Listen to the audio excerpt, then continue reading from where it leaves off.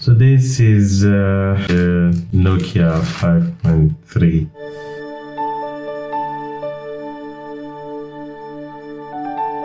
Let me try to open this box.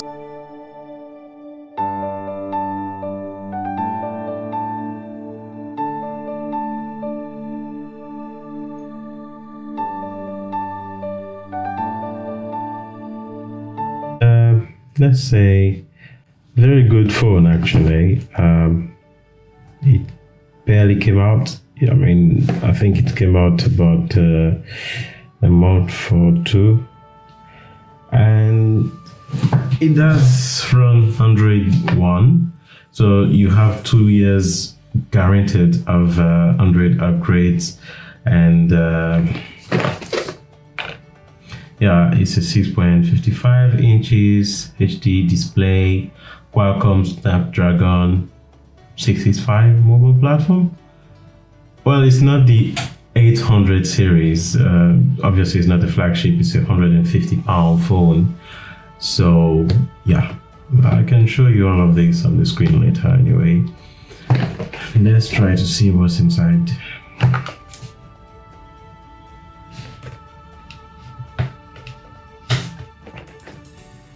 It does have a little tape here.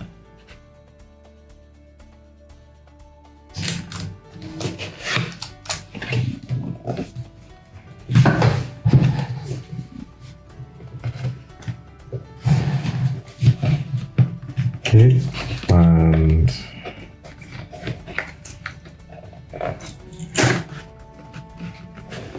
this is what's inside the box. So you have the phone. This is the aqua blue. I forgot the name of that. Anyway, I'll check it on the website. But it's a very nice looking phone. Let's see what's inside the box first. So you have the SIM tool, whatever every smartphone have it nowadays, but I don't think anyone uses it. Most of the time you use how do you call it, the earrings or something like that.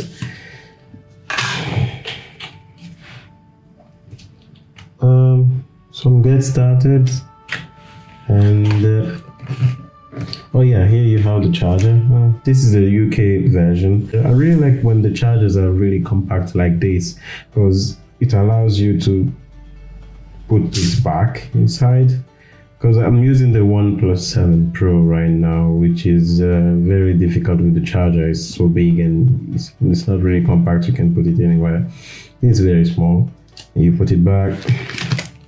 There's a very crap earphone, but they included it anyway if you need them. This is the USB-C. As every smartphone, you have it. You won't be needing any of that. So about the smartphone, it looks really good. Like, as you can see,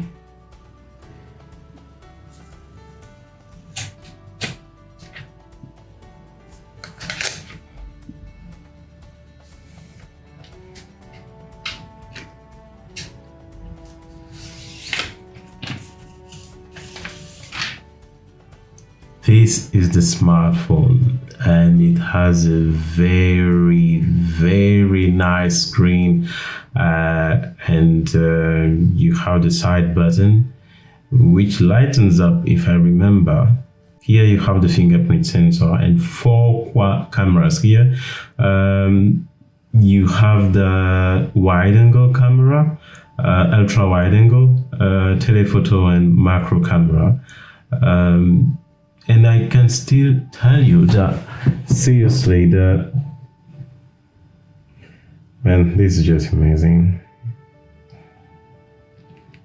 And obviously, this is not glass like the OnePlus smartphone I'm using, the OnePlus 7 Pro.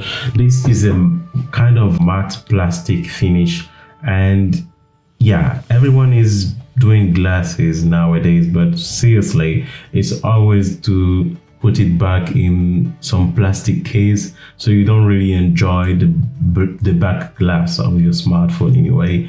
But this one is a plastic bag at 150 pounds. I think it's still fine anyway. You won't be scared of breaking your phone whenever it falls down. And actually, it's not that heavy. On the side you have the power. No, that's not the power button. That's the button to activate the Google Assistant, and that you can see right now on the plastic for the phone. And here is the power button. As you can see, it's Android 1. Well, it's taking a while to turn on. There are some very big bezels on the side, so it's not kind of all screen, edge to edge screen. I won't call them big. And that sound, man, it's been so long that I heard that sound. I'm missing the hands touching each other anyway. Let's go. I'm not gonna set up any of that. Skip.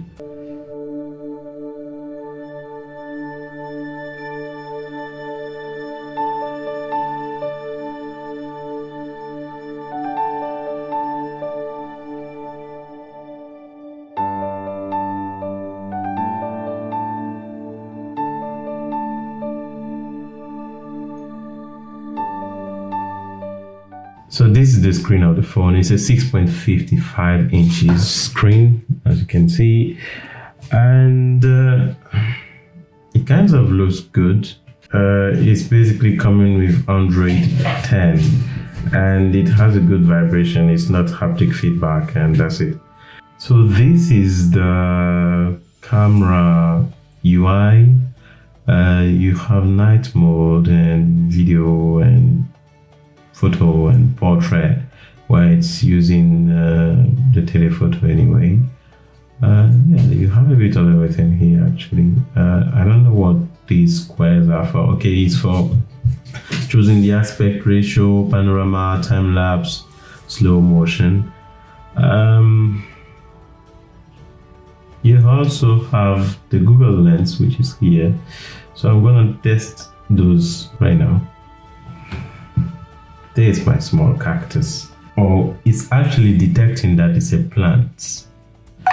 On photo. This is the macro. And this is the wide angle.